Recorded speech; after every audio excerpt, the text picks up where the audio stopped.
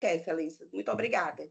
Agradecemos também, doutora. Com a palavra, o Ministério Público, por igual tempo.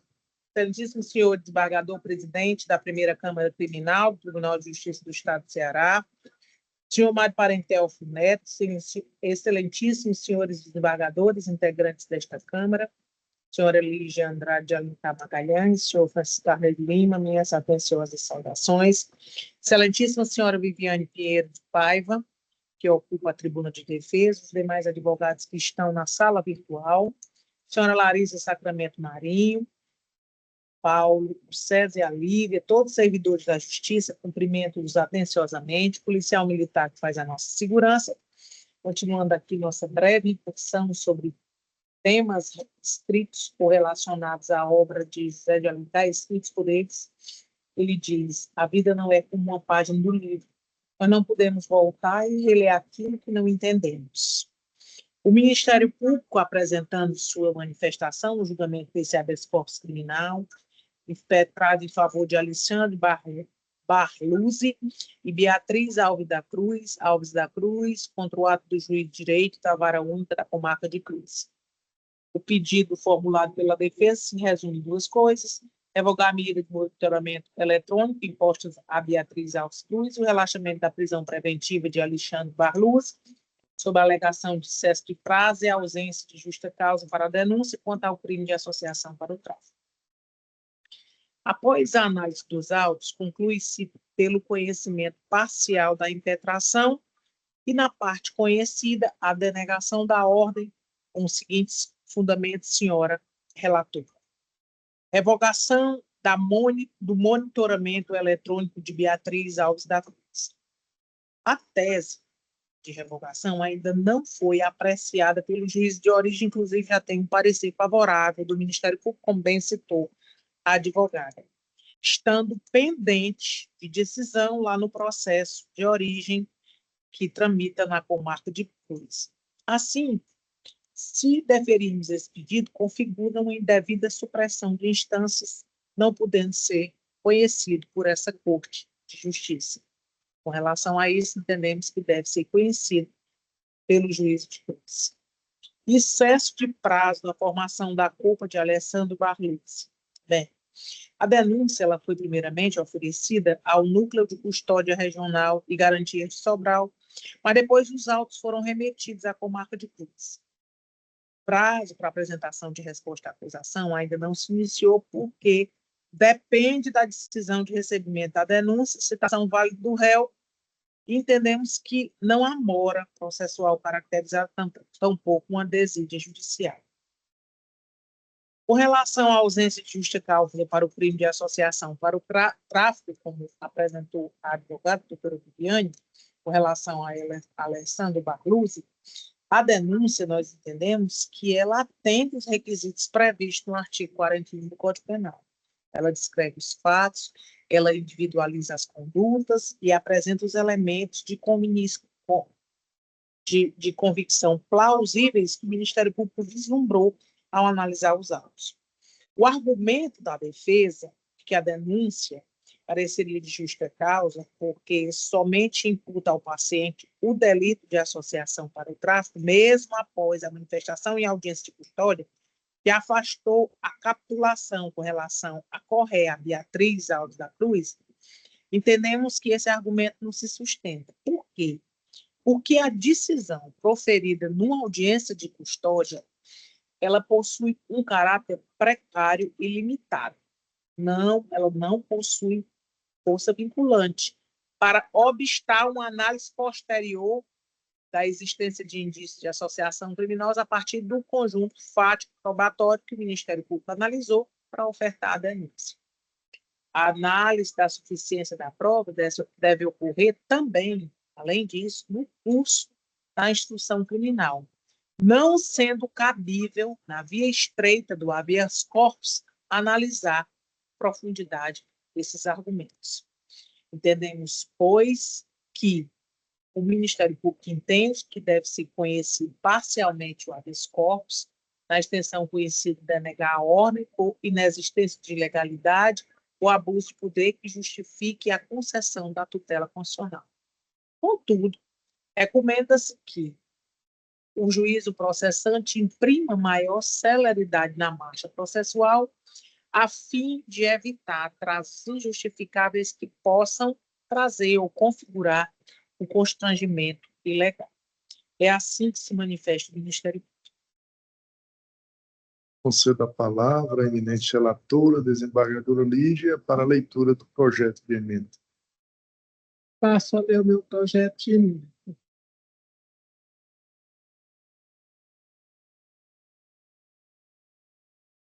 Penal e processo penal. Habeas corpus. Paciente Beatriz Alves da Cruz. Pedido de revogação de medidas cautelares. Ausência de apreciação pelo juízo de origem. Supressão de instância. Paciente Alessandro Barluzzi. Alegação de excesso de prazo na formação da culpa. Tramitação regular dos autos. Right, parcialmente conhecido, na extensão conhecida, ordem denegada. Caso em exame.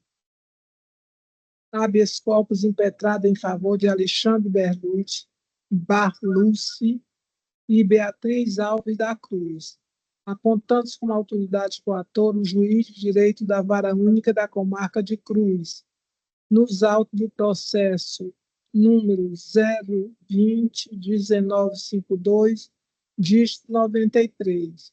A paciente Beatriz foi beneficiada com liberdade provisória mediante a aplicação de medidas cautelares alternativas, dentre elas o monitoramento eletrônico e o reconhecimento domiciliar noturno e integral aos finais de semana. Já em relação à paciente Alessandro, a defesa sustenta a ocorrência de excesso de prazo na formação da culpa. Questão em discussão.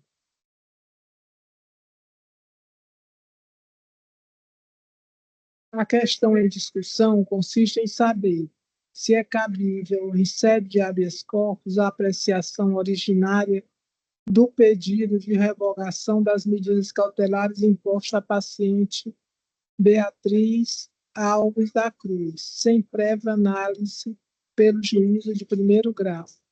2. Se restou configurado o excesso de prazo na formação da culpa do paciente Alessandro Barluzzi, capaz de ensejar o relaxamento da prisão preventiva. Razões de decidir.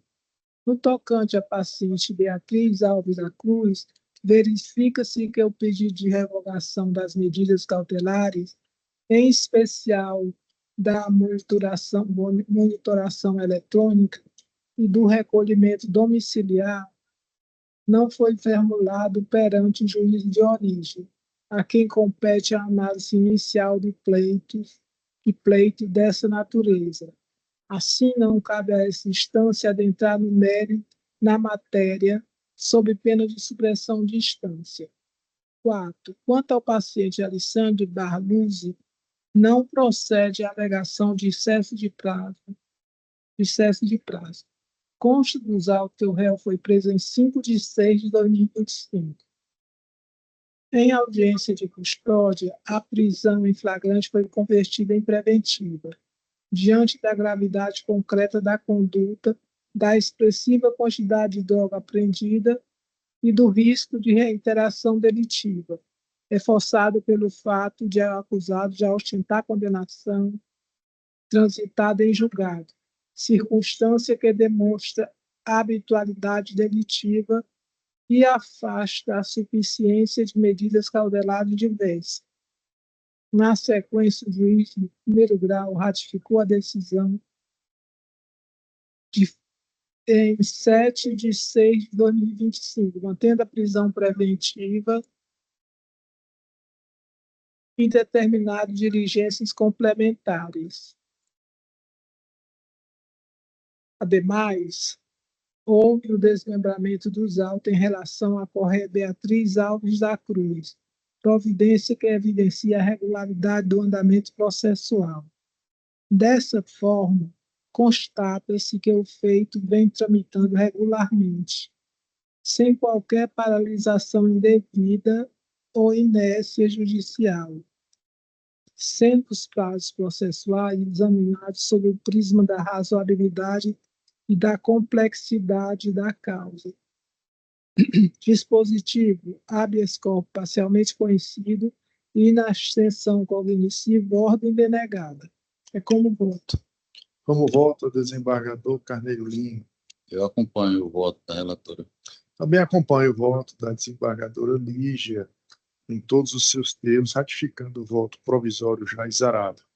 E com isso proclamo o resultado.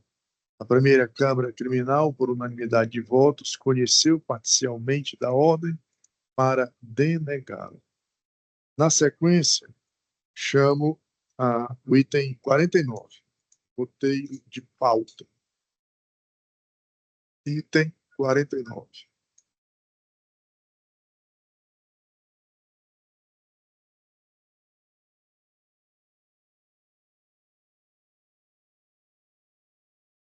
Apelação de número 200.829, dígito 82.2024.8.06.0302.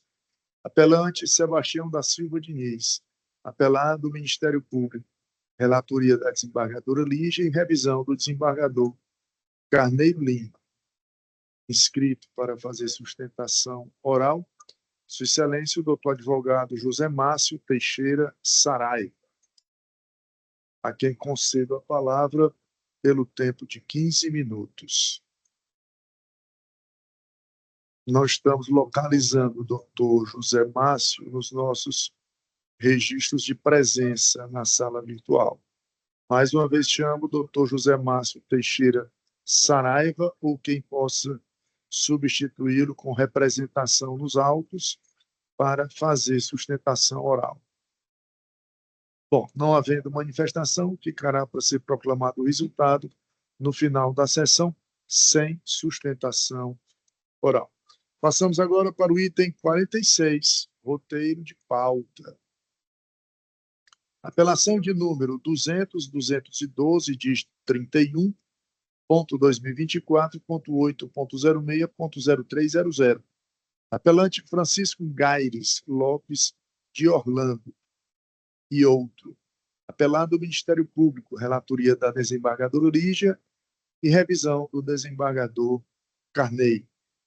Inscrito para sustentar oralmente, Sua Excelência, o doutor Antônio Rafael Cavalcante Assunção, a quem concedo a palavra pelo tempo regimental de 15 minutos. Não há registro também da presença do doutor Antônio Rafael na sala virtual. Mais uma vez chamo doutor Antônio Rafael Cavalcante Assunção, ou quem o substitua com poderes para sustentar oralmente neste processo. Não havendo manifestação, tal qual o anterior, será proclamado o resultado ao final da sessão, sem sustentação oral. Na sequência, chamo o item 25, roteiro de pauta, item 25. Apelação de número 22.4577, dígito 18.2020.8.06, ponto sequência de 3 zeros, 1. Apelante ARL e também o Ministério Público. Apelante e apelado, né? ARL e também o Ministério Público. De minha relatoria e revisão da desembargadora Lígia. Inscrito para sustentar oralmente o doutor Gleidson Gomes Silva. Encontra-se presente? Muito bem. Nesse caso, o Ministério Público, como é recorrente, fala em primeiro lugar. Concedo a palavra à Sua Excelência, a doutora Procuradora de Justiça, Alice, para apresentar suas razões pelo tempo regimental de 15 minutos. Obrigada, Excelência.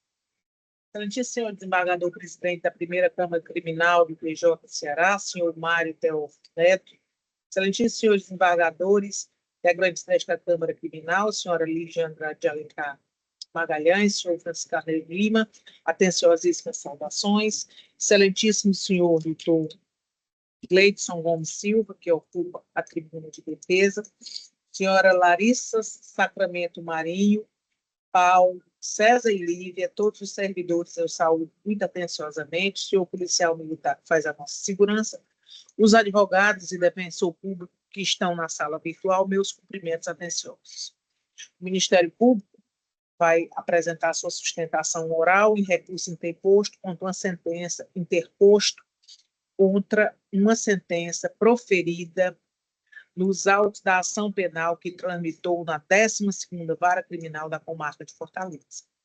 A presente apelação tem por objeto a reforma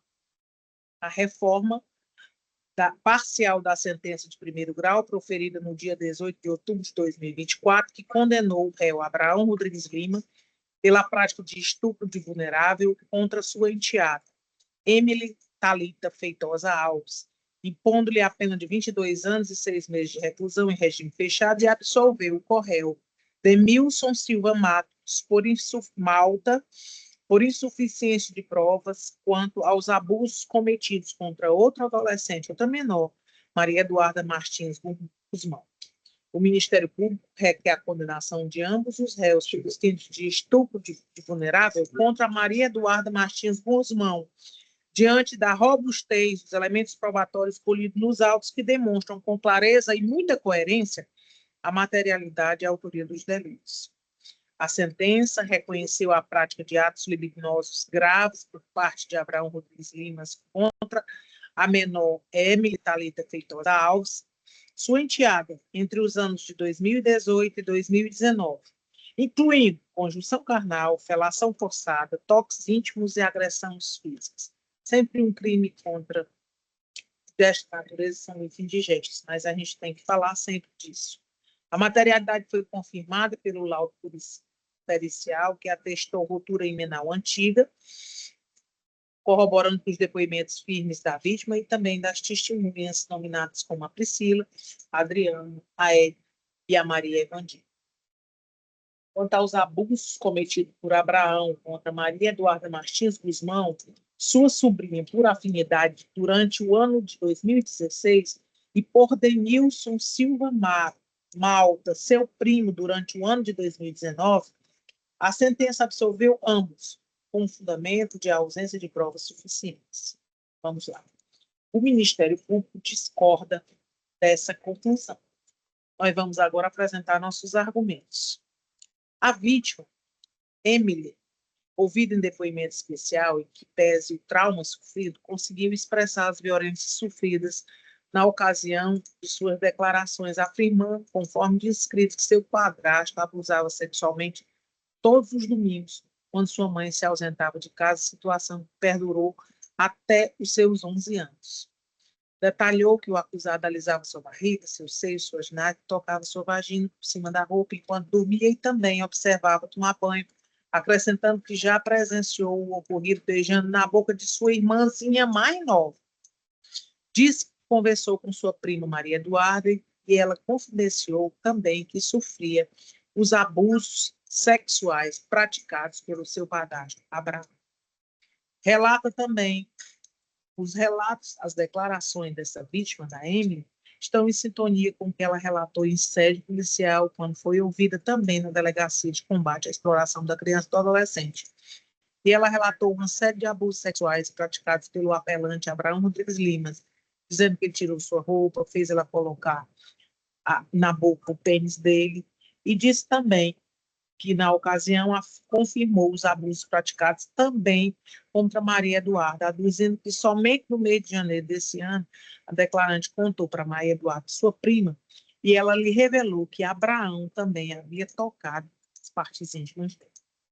A vítima Maria Eduarda também foi ouvida em depoimento especial, e nessa oportunidade ela relatou que Abraão, irmão do seu padrasto, certa noite estava na casa da mãe do padrasto da ofendida, jogando videogame, tendo aproveitado a ausência momentânea dos pais da criança para introduzir a mão dentro da sua calcinha na blusa da vítima.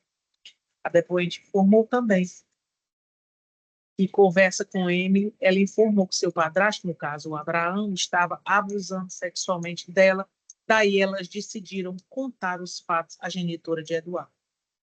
A ofendida, Maria Eduarda, também relatou os atos libidinosos praticados por Denilson Sila Malta, conhecido como Farinha, dizendo que ele tinha sido abusado sexualmente por ela, que ele tinha abusado dela sexualmente por diversas vezes, quando ela estava com 9 até os 11 anos de idade. E ela, como descreve, estava fortemente abalada. A vítima mencionou que Denilson esfregava os órgãos genitais nas partes íntimas da criança, bem como colocava a mão dentro das suas vestimentas. Relatou o episódio no qual estava assistindo vídeos no celular, quando Denilson se aproximou e passando a alisá-la, deixando a menor paralisada e sem reação.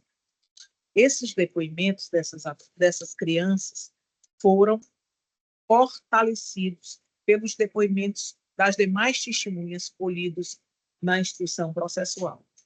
A sentença de primeiro grau, infelizmente, desconsiderou os depoimentos da Maria Eduarda e das testemunhas que revelaram os fatos sem apresentar justificativa concreta para isso. No caso de Abraão, ele foi absolvido da acusação de estupro de vulnerável contra Maria Eduarda, sob o argumento que os fatos foram narrados de forma superficial. No entanto, a vítima relatou os abusos com riqueza de detalhe em 3 momentos distintos: no inquérito policial, em exame pericial e no depoimento especial em juízo. Ela descreve que certa noite que estava jogando videogame, Abraão colocou a mão dentro de sua roupa, tocando suas partes íntimas, relatos confirmados também pelas testemunhas Priscila e Adriana e também pela sua prima Emily, que elas confidenciavam, as 2 crianças confidenciaram os abusos que sofriam.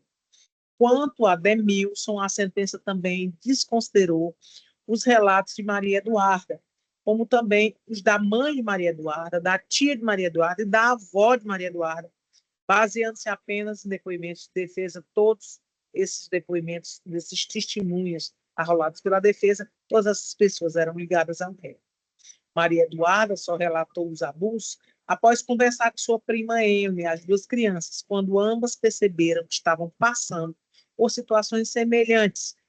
Não há qualquer indício de que tenham sido influenciadas por terceiros para fazerem denúncias. Assim, a tese de que Priscila teria motivado a acusação por vingança carece de fundamento. Os crimes contra a dignidade sexual, conforme jurisprudência colacionada nos autos, os relatos da vítima têm valor probatório especial, pois geralmente esses crimes ocorrem em ambientes privados, sem testemunhas. Quando esses relatos são coerentes, são compatíveis com as demais provas, como nesse caso, eles devem ser considerados suficientes para embasar uma condenação. Ademais, a Maria Eduarda apresentou um relato consistente e verossímil, confirmado pela sua prima, a menina Maria Eduarda, Emily, e as testemunhas acima mencionadas. Conforme a gente observa nos autos, existem elementos de convicção suficientes a persistirem a condenação de Denilson Silva Malta, em face das condutas praticadas contra a vítima Maria Eduarda, a qual relatou em seu depoimento especial que foi abusada sexualmente por ele diversas vezes, quando ela tinha 9 até os 11 anos de idade. Segundo seu relato, Denilson esfregava seus órgãos genitais nas partes íntimas da criança e colocava a mão dentro da sua vestimenta. Ela ainda descreveu um episódio específico em que estava assistindo um vídeo no celular, quando Denilson se aproximou e começou a alisá-la, deixando paralisada sem ação. Em outro momento, Denilson pediu para que ela subisse na caixa d'água, na ocasião em que observou sua região íntima, já que a menina usava saia, e também beijou suas partes íntimas, o que a deixou transtornada, sem conseguir contar a ninguém, enquanto ele, o macabro autor, somente ria da situação. Do mesmo modo, existem elementos de convicção suficientes para a condenação de Abraão Rodrigues Lima em face das condutas praticadas contra a menina Maria Eduarda, uma vez, conforme restou demonstrado nos autos, em determinada noite, enquanto se encontrava na residência da mãe de seu padrasto, padrasto, o acusado Abraão, irmão deste, aproveitou-se da ausência momentânea dos responsáveis para praticar atos libidinosos também contra a menina Maria Eduarda, que contava apenas com 8 anos de idade na época dos fatos. A vítima relatou que o abuso foi interrompido quando a mãe dela a chamou e aí foi interrompido os abusos. Acrescentou ainda que naquele momento um primo que estava presente, mas Abraão solicitou que ele se retirasse do local com o intuito de permanecer sozinho com a criança e consumar o ato abusivo. É inviável a tese absolutória pretendida pela defesa. Deflui, portanto, que toda a matéria foi apreciada com interesse e conforme bastante claro e suficiente, eis que o substancioso contexto probatório confirma a responsabilidade penal de Denilson Silva Mata, de Abraão Rodrigues Lima, pela prática do crime de estupro de vulnerável, de modo que o inconformismo do Ministério Público comporta o devido acolhimento. E quanto às teses defensivas expostas no presente recurso, não reúne nenhuma condição de prosperar. Todo exposto manifesta o Ministério Público de segunda instância pelo conhecimento e provimento da apelação interposta pelo Ministério Público e o conhecimento e o improvimento da insurgência de Abraão Rodrigues Lima, conforme as razões explicitadas nos autos. É a manifestação ministerial. Concedo a palavra à defesa por igual tempo.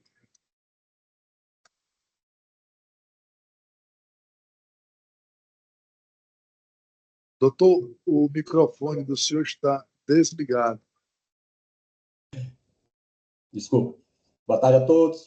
Meus cumprimentos ao desembargador, presidente, relator, Mário Parente, Teófilo Neto, desembargadora, revisora, Lígia Andrade Alencar Magalhães, desembargador Francisco Carneiro Lima, bem como meus cumprimentos à senhora procuradora Alice Iracema, ao defensor público Antônio Coelho. O réu, o apenado não, absolvido, o acusado Denilson de Silva Malta, foi denunciado em razão de estupro de vulnerável. Consta na denúncia que o acusado, no ano de 2019, ele teria abusado sexualmente de sua prima, quando ela tinha 10 anos de idade. A sentença foi prolatada em 18 de outubro de 2024, no qual julgou improcedente a pretensão acusatória, absolvendo o acusado Denilson da imputação que lhe foi promovida. O juízo absolveu o Denilson, pois entender por serena conclusão de que não existia prova suficiente a evidenciar sobre a autoria, materialidade dos indícios sexuais imputados na denúncia, ou seja, restou perceptível dúvida irrazoável, não superável acerca do fato narrado na denúncia, considerando neste sentido, principalmente, forte demonstração de animosidade prévia e particular entre o acusado, Denilson, e sua prima, mãe da vítima, que é a Antônia Priscila. Inconformado com a respeitável sentença absolutória, o representante do Ministério Público interpôs recurso de apelação. A apelação ela deve ser denegada, sendo mantida a absolvição do apelado integralmente, vez que ficou claro na decisão a conclusão de que não existia prova suficiente a evidenciar sobre a autoria e materialidade dos indícios sexuais imputados ao denunciado Denilson Silva Malta. A alegação do Ministério Público em nada acrescenta para que possa ser mudado a decisão do respeitado juízo ACOL, quando a absolvição do apelado, pois baseou na autoria e materialidade não certificada, acervo de prova sedimentado sobre campo hipotético, não adequado à condenação. Insuficiência do sumário instrutor, indúbio pro réu, conforme fundamentado na bela sentença. É de registrar que a acusação proposta pelo representante do Ministério Público baseia única e exclusiva na armação criada pela mãe da suposta vítima, Maria Eduarda, no qual ficou comprovado em juízo. Em 9 de janeiro de 2020, a noticiante Antônia Priscila Martins Barbosa, mãe da suposta vítima Maria Eduarda, compareceu à Delegacia de Combate à Exploração de Criança e Adolescente e registrou um boletim de ocorrências, folhas 26, no qual consta que comparece a noticiante, a esta especializada, para informar que em 7 de janeiro de 2020, às 15h30, a criança menor vítima, Maria Eduarda Martins Guzmão, de 11 anos, relatou à noticiante que teria sofrido estupro de vulnerável, que o responsável pela prática da violência foi Abraão Rodrigues Lima, que o noticiante acrescenta que sua filha relatou que teria sido vítima de prática de abuso libidinoso pelo Abraão, quando tinha 8 anos de idade, que informa que ele pegou em sua vagina, em seu seio, dentro da casa da genitora dele, na época, a senhora Eleni, que esta não sabia mais de nada. No mesmo dia, a vítima, Maria Eduarda, ela foi encaminhada para fazer exame de corpo de delito. E no parecer que consta no exame, informa que a periciana compareceu acompanhada de sua genitora para exame de constatação de crime sexual. A acompanhante, que é a mãe de Maria Eduarda, relata que seu cunhado, irmão de seu marido, conhecido como Abraão, teria manipulado seu seio, sua região, episódio ocorrido no ano 2018. Afirma ainda que o contato se deu sob as vestes. Em 18 de fevereiro de 2020, a mãe da vítima, Maria Eduarda, compareceu na delegacia e prestou um depoimento, no qual foi ouvida na delegacia especializada sobre o fato relatado no boletim de ocorrência. E novamente relata que o abuso de sua filha foi feito por Abraão, afirmando tudo que teria registrado no boletim de ocorrência, nas folhas 35. Portanto, no que se refere ao delito de estupro de vulnerável, é incontestável a afirmação de que tudo não passou de uma armação de Antônia Priscila Martins Barbosa, mãe de Maria Eduarda, pois em nenhum momento acusa Denilson no boletim de ocorrência, quando tomou conhecimento, bem como quando a filha foi levada para fazer exame de corpo de delito e quando prestou o depoimento na delegacia especializada do crime comento, pois o depoimento do apelado e das testemunhas de defesa estão em consonância com sua absolvição. Portanto, o depoimento da senhora Maria Cícila Oliveira Silva, Fabíola Rodrigues, Priscila de Souza Parente e da menor, Larissa Evelyn Rodrigues Malta, revelaram sobre as ameaças de deforma da denunciante para com o familiar denunciado, tendo utilizado sua filha como instrumento para acusar um inocente.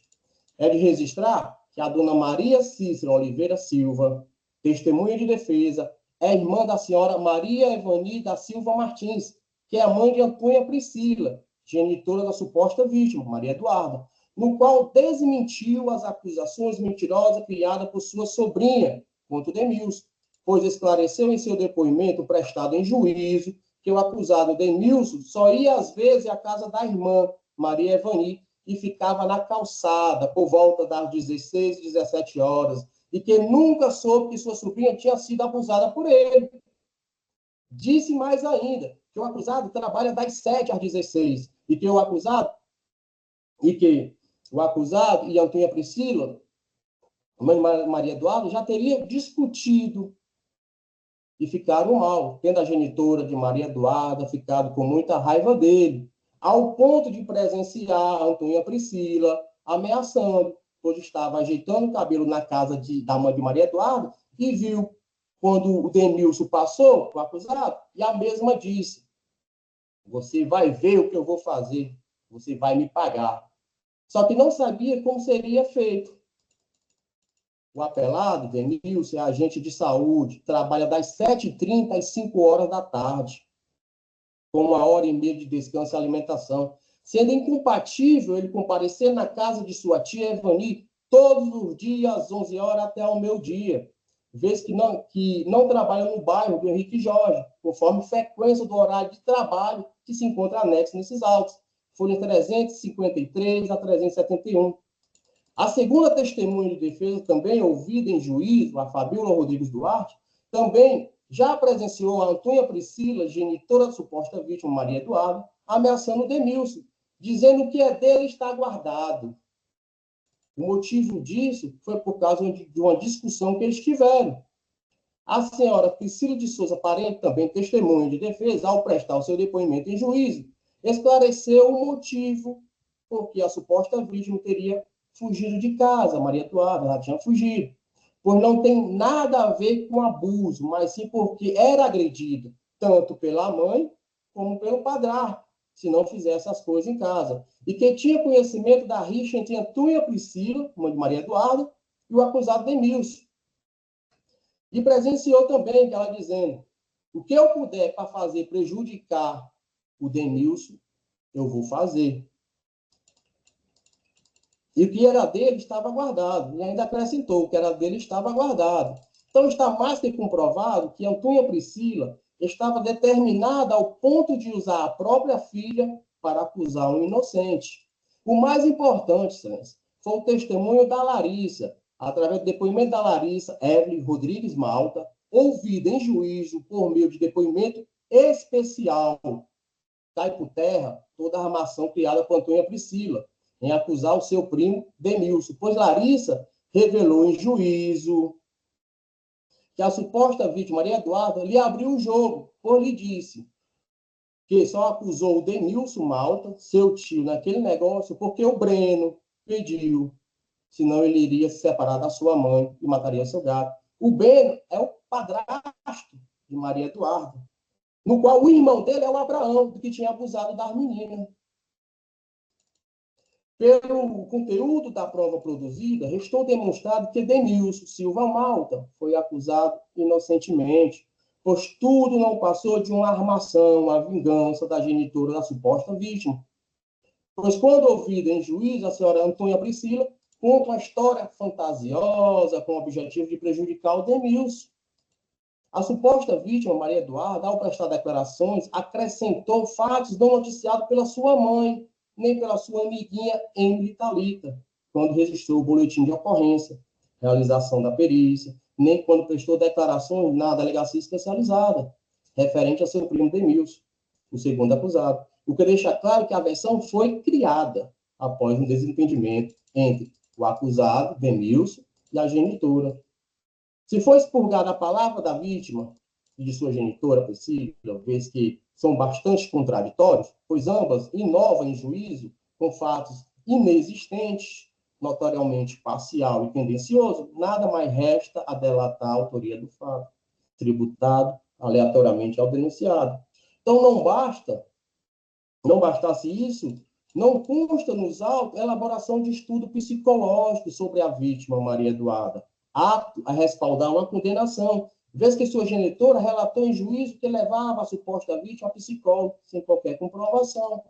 Ao contrário, o que se observa é que não há nenhuma confirmação produzida sobre o contraditório judicial e que as palavras da vítima de sua genitora são inconsistentes e não dotadas de firmeza. Tais acusações falsas da vítima e demais relatos de testemunha de acusação em juízo são contraditórios, por nada presenciado não pode ser tomado como inconteste. Vejamos o precedente da primeira Câmara Criminal do Tribunal de Justiça do Estado do Ceará, da relatoria da desembargadora Lígia Andrade de Alencar, pois vem utilizando ao longo dos anos do princípio do duplo pro réu. Não vejamos. Emenda, apelação, penal, processo penal, tentativa de estupro de vulnerável, pleito de absolvição, procedência, autoria e materialidade do crime não comprovado de forma cabal, inexistência de testemunha confirmando a versão excusatória do recorrente, ausência de elemento robusto apto a confirmar o pleito da vítima. Notado, situação de dúvida quanto à ocorrência de um fato denunciado, aplicação do princípio do indulto pro réu, recurso conhecido e provido. Ainda que o relato da vítima, primordial, em crime de gênero, ganhe relativo sustentado em algum depoimento testemunhais, existe nos autos conjuntos probatórios com força semelhante, apontado no sentido contrário, o qual seja o de que o recorrente somente perseguiu a vítima em razão desse ter furtado R$ 10. Tal cenário, como é propagado pelo acusado desde o início do inquérito policial, cria uma situação de dúvida quanto à própria ocorrência de um fato típico imputado. Assim sendo, insuficiência probatória acerca da autoria e materialidade do crime da tentativa de estupro vulnerável. Até porque a prática da conduta imputada ao recorrente não restou comprovada de forma cabal, inequívoca, aplicando-se, presente caso, o princípio do indulto pro réu, de modo a absolvê-lo a imputação feita. Recurso conhecido e provido, acordo visto, relatado e discutido, estes autos, acordo da primeira Câmara do Tribunal de Justiça do Estado do Ceará, em unanimidade, conhecer e dar provimento ao recurso interposto nos termos do voto da relatora, desembargadora Lígia Andrade. Portanto, Excelência, depreende de todo o acervo probatório colhido, tanto na fase inquisitória quanto na judicial, que restou perceptível dúvida fulcral, razoável e não superável acerca da real protagonização do fato narrado à denúncia, considerando nesse sentido, principalmente, forte demonstração de animosidade prévia e particular entre o acusado Demilson e sua prima, mãe de Maria Eduarda, Antônia Priscila, conforme fundamentação na sentença absolutória. Diante do exposto, requer que seja negado provimento à apelação interposta pelo representante do Ministério Público, devendo ser mantida a absolvição em favor do apelado Demilson da Silva Malta, como medida de justiça, Excelência. Obrigado. Agradecemos também, doutor. Bom, antes de passar a leitura do voto, né, projeto de ementa, dizer que o recorrente aqui é apenas Abraão, né? O senhor Demilson é recorrido, e também o Ministério Público recorre, né? Então, o senhor Demilson não é recorrente, é apenas recorrido. E o Ministério Público recorreu apenas da absolvição em face do senhor Demilson. Então, por uma questão de celeridade e objetividade, eu vou me cingir na leitura do meu voto as razões do Ministério Público e as minhas considerações sobre o recurso apresentado pelo Ministério Público. Porque, quanto ao Abraão, eu venho mantendo a condenação, né? Não vejo aqui por que inocentá-lo, né? Ou diminuir a sanção imposta na decisão condenatória. Então, meu voto vem aqui em face das razões apresentadas pelo Ministério Público e digo: o Ministério Público, em seu recurso de apelação, alegou que havia provas suficientes para a condenação da vítima, no caso do senhor Demilson, especialmente pelo fato de a jurisprudência salientar que nos crimes contra a dignidade sexual, a palavra da vítima tem especial valoração. Entretanto, a palavra da vítima, apesar de ser especialmente valorada, deve ser minimamente corroborada por outros elementos de prova, sob pena de ferimento ao princípio indúbio pro réu. No caso, a palavra da vítima MG não foi corroborada por outros elementos nos autos, havendo indícios fundamentados no arcabouço probatório de que os seus depoimentos prestados advieram de um sentimento revanchista da sua mãe. Ressalta-se esse sentimento revanchista pelos depoimentos da testemunha Priscila Forte e pela menor de idade LERM, as quais trouxeram, respectivamente, que a mãe da vítima teria uma rixa com Demilson e que a menor de idade havia confessado e havia prestado depoimento a pedido da sua mãe. Nesse sentido, eu trago aqui jurisprudência, né, sobre a questão da aceitação do depoimento da vítima, mas desvencilhado de qualquer influência. Continua a leitura dizendo: assim, verificando que a palavra da vítima, no caso em espécie, merece ser relevada pelo grau de animosidade, não há outras provas capazes de ensejar a condenação do réu no caso. Continuando. Diante do que foi exposto, entendo, assim, que, dada a insuficiência de provas para a condenação de Demilson, frisando que uma condenação deve retratar uma convicção absoluta, a mínima dúvida deve afastar a condenação.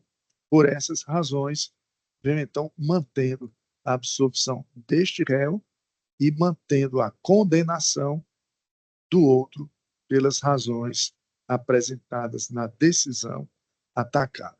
Conheço, portanto, de ambos os recursos e nego-lhes provimento, mantendo a decisão em todos os seus termos. Este é o meu voto. Olho o voto da desembargadora Lígia. Acompanho o voto do eminente relator. Colho o voto do desembargador Carneiro Lima. De acordo com o relator. Proclamo, assim, o resultado. A primeira Câmara Criminal, a unanimidade de votos, conheceu dos recursos para negar-lhes provimento.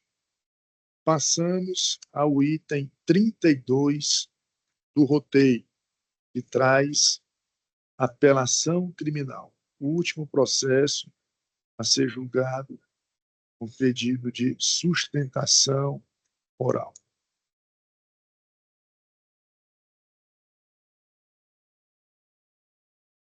Item 32. Número 530, dígito 36, ponto 2004, ponto 8, ponto 06, ponto 0029. Apelante Ministério Público, apelado Francisco Josivan de Alencar Santos, relatoria da desembargadora Lígia e revisão do desembargador Carneiro. Trata-se aqui, desembargadora Lígia, de uma apelação do Ministério Público. Vossa Excelência, se quiser fazer alguma consideração antes de passar a palavra ao advogado do apelado, fique à vontade. Eu vi que era do Ministério Público, mas não sei. O Ministério Público não vai. Ainda posso indagar a doutora Alice, em função da decisão da relatora ser pela negação de provimento, vem desprovendo o recurso. A sustentação oral estará acontecendo por pedido da defesa, né? Vossa Excelência teria alguma oposição à leitura do projeto de emenda? Doutora Alice, não? Bom, me reporto então ao advogado, doutor Ladislau Calixto Formiga, para informar que o recurso apresentado pelo Ministério Público vem de ser negado, provimento, pela relatora, tendo sido objeto já de votação, através do voto provisório, pelos integrantes da turma julgadora. E assim indaga a Vossa Excelência se, em atenção ao princípio da celeridade, se abre mão da sustentação oral e se contenta com a leitura do projeto de ementa. Excelentíssimos senhores desembargadores, na pessoa do desembargador-presidente, doutor Mário Parente, cumprimento os demais, inclusive a nobre relatora, doutora Lígia Andrade, os demais presentes aqui, mas para não esticar na fala, dou-me satisfeito em não precisar fazer essa sustentação oral, como disse um grande colega meu das tribunas, o melhor recurso é aquele que não precisa ser defendido, que ele já está por si, já defeso. Então, excelências, eu fico grato com o voto aqui da desembargadora doutora Lígia Andrade e peço acompanhamento dos demais eminentes desembargadores para que seja desprovido a apelação. Pois não, então ouçamos o projeto de emenda. Se a desembargadora Lígia quiser se cingir apenas a parte negritada da emenda, pode ser suficiente, né? Eu acho razoável. Penal e processo penal. Apelação do Ministério Público. Homicídio qualificado tentado. Pleito de anulação do veredito absolutório por manifesta contrariedade à prova dos autos. Legítima defesa putativa alegado pela defesa na sessão do júri. Absolvição pelo quesito genérico. Possibilidade.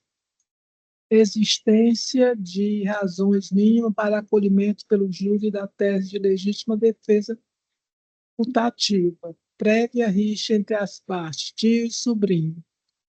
Réu suspeitava que a vítima teria matado seu pai, afirmando que também havia sido ameaçado de morte pela vítima. Durante o fato delituoso, o réu acreditava que a vítima iria sacar uma arma, no momento em que efetuou o disparo. Não houve perseguição da vítima pelo réu. Absolvição mantida. Recurso conhecido e não provido. É o meu voto. Pois não, proclamo assim, aliás, antes disso, como voto o desembargador Carneiro. Acompanhe a relatora. Eu também ratifico, assim como o desembargador Carneiro, o voto provisório dado, acompanhando a relatora. E com isso, proclama-se o resultado. Primeira Câmara Criminal, por unanimidade de votos, conheceu do apelo para desprovê-lo, né? Os termos do voto da relatora. Bom, há 4 processos que devem ser julgados ainda sem sustentação oral. O primeiro deles é o item 91 de pauta. Item 91 de pauta é de relatoria do desembargador Carneiro Lima. Excelência, Pois não? eu vi no chat, Vossa Excelência, que Isso. queria pedir vista, Isso. mas se Vossa Excelência não pedir, eu peço. Não? Ok. Nada a opor. Mas aí nós temos que anunciar mesmo assim, né? Então, o item 91, o eminente desembargador Carneiro Lima votar inicialmente pelo conhecimento e provimento do apelo, do que for acompanhado pela desembargadora Lígia. Porém, o relator, em sessão, entendeu de pedir vista do processo para uma análise mais aprofundada do caso. E o julgamento, então, fica suspenso em face do pedido de vista do eminente relator. O processo seguinte é o item 1, extra pauta. Se é de habeas corpus, o advogado não compareceu, né? Proclamaremos, então, o resultado. Item 1, extra pauta, por unanimidade.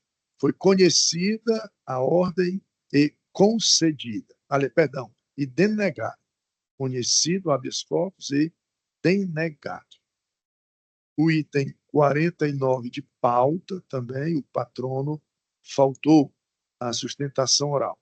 Proclamo o resultado. Por unanimidade, a apelação do item 49 foi conhecida e parcialmente provida. O item 46 também, o advogado faltou,